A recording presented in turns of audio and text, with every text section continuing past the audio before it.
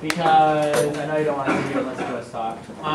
My name's Steven Hurwitz. I did mock trial at Eastern Michigan for 3 years. I'm a 1L at the University of Wisconsin. Right now, I think I already know where both of you guys are from. You guys are from Carnegie Mellon, right? Yeah. And you guys are obviously from Northwood. So I'm just going to give some general comments, not real specific. If you want the specific ones, they're obviously on my comments sheet. I mostly just try to give constructive stuff, not any cliche, judgy, oh, you were great, wonderful. I will say that this trial was probably the clearest the facts have ever been to me.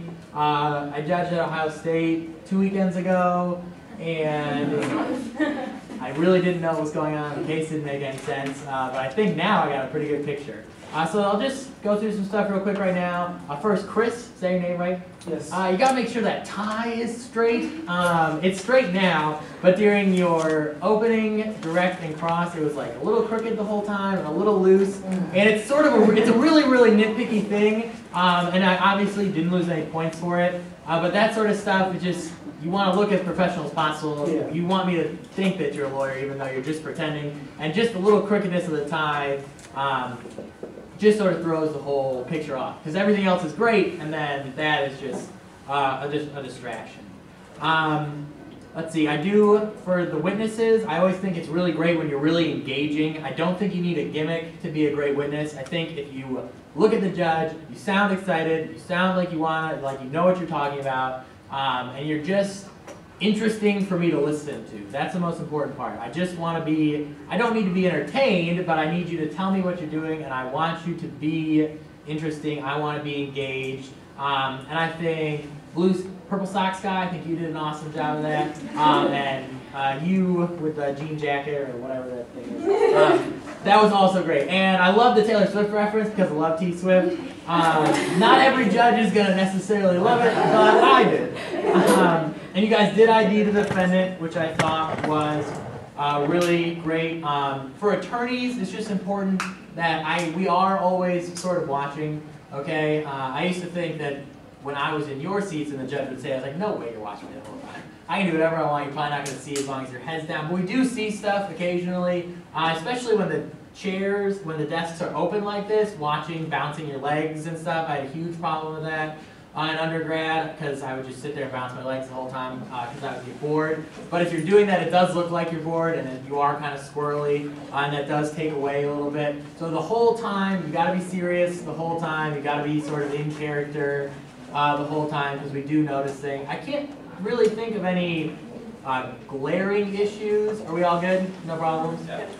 I would say that in a space such as this, since it's not a courtroom, you need to be aware of your volume, whether it's talking too loud or too softly. When the witness is so close to us, you don't need to be projecting your voice so much. You obviously want to enunciate and be heard, but you don't need to be yelling at us. We can hear you because you're like a foot and a half away. And the same goes, you don't want to be too quiet. We need to be able to hear you. So you got to strike a careful balance between that, especially because you don't have a lot of room to move around. The only other thing I would say is from a defense standpoint, I would have asked for that picture be taken down way, way sooner. If they put it into evidence, it's a totally different thing, but she just picked it up on open and then just sort of left that poor old guy who looked so sweet now in a coma sitting there the whole time. And as soon as she was done on open, I would have asked her to take it down unless they were going to put it in evidence. Other than that, I think you guys, for this point of the year, did a fairly good job. Obviously, things are still a little rough around the edges. You got to smooth those out. But it's like your first or second tournament. So that'll all get straightened out. That's all I got. That's fast. So my background, I'm a third-year law student at Toledo. I didn't do any mock trial or anything like that, or is that like a demeaning way to say what we're doing? No, it's okay, not. all right, okay. You were my least favorite kind of judge. All right. No, so I've taught a little bit of high school mock trial, but so this was really good and really fun. Is there a mistake? Is it my mistake? It's probably mine. I know it's not right. Yeah. Oh, If you need your whites back, I can call down.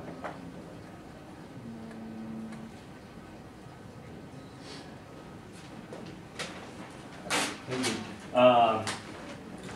So, I thought both of the closing statements were really good. I would have liked to have seen, I agree in terms of the facts of the case were super clear, but I would have liked to have seen more of like the elements of the crime, maybe maybe a little bit more clear in the opening statement, so I know what both sides are trying to prove specifically. That way, when I'm listening to the cross and the direct examination and all that, I have in the back of my mind what you're trying to prove. I thought there also could have been, both of the closing statements referred to things in the record that maybe I just wasn't paying enough attention, but I think I was, that didn't come up during direct or cross-examination. So maybe a little bit more coordination between the opening and closing statements with exactly what was going on during direct and cross-examination, I think would be good.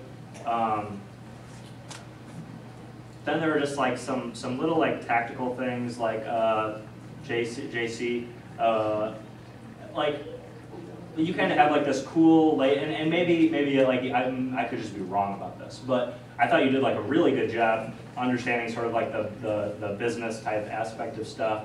But you kind of have like this cool businessman, like laid back personality up here, versus like this girl like knew that this guy was stealing from you all summer, and one of like your favorite employees is in a coma right now. So like I would like be angry about that, or at least be more forceful. Like I thought this was a good worker. She worked really well for me last year, and all of a sudden, because I don't give her the raise that she wants, like she's gonna help, she's got her friend that she's over here recommending, stealing 15 bucks off the top anytime anybody wants a free ride. So like, you just didn't seem like that upset about the situation, right? And I don't know like what the affidavit said. Maybe it indicates that you're a really laid back guy. I don't know. And then Rory, was that the name of it? So I thought you did a really great job getting into the role and that sort of thing. I thought like you kind of overreached a little bit during cross examination with one of your answers, but it was like believable because I thought like actually like I'm pretty sure her character would like jump to a conclusion and maybe do that. So I don't know if I kind of got into that. I thought I thought you did a real nice job, and I don't know your guys' real names, so I apologize. But yeah, I thought you did a real nice job kind of going for like the sympathy angle and that sort of thing. I thought everybody did a pretty good job. Just one last thing I remember is we only had one objection, and it's like, I know I overruled you a little harshly, but I'm not a huge fan of the leading objection, unless it's like really, really blatant, like she obviously did at the end with like a correct or isn't this right. If I could, oh, yeah, there was one that I thought, I don't think you would have won on it, but I still would have made the objection anyways if I was you guys. I think it was Jacqueline kept like going back to Whit and being like, and you didn't say that, like this is different than what you told the officer originally, right? And you kept going back to it, and each time it was a different sort of question, but it was clear that the answer was going to be the same, that her testimony was different than what she had originally said. And so I just would have made the objection, like this is repetitive, like we get that maybe what she said originally isn't what she said now, like her answer remains the same. Just to at least get it out there that, they're really just, almost kind of abusing the way that they're doing it, but I'm not sure I would have won anyways. I mean, yeah, don't, even if the judge is a total jerk, which I think I did come off a little bit, don't be afraid to object. Especially, I don't like ever saying, and I hated it when it was said to me, object just to break up the flow, because I think if you're going to object, it should be a meaningful, actual objection. I think there were some in there that just sort of got left by the wayside, and part of that is because the directs and crosses were a little short. Obviously, they were like way ahead on time. But even though they are short, I know there were still chances to do so. The one that jumped out at me was these business records right here. 8036, and you guys should be careful of this. I know there's more foundation that has to be laid than it's just a business record. It's got to be, it was conducted in the regular course of business. You normally keep it. He's a custodian of this document. There's 4 prongs of 8036 that need to be met for that business document to come in. And if you would have objected, I would have sided with you immediately until she laid that foundation. So that's just one that stuck out to me, and I know there are other ones that were like that, and just you don't have to make silly ones, but you shouldn't just sit there quiet either, because I like objections. It's fun for me, because I get to talk more, which I enjoy. I don't think I have anything else to say. Nice job, everyone. We're all done. You can leave now.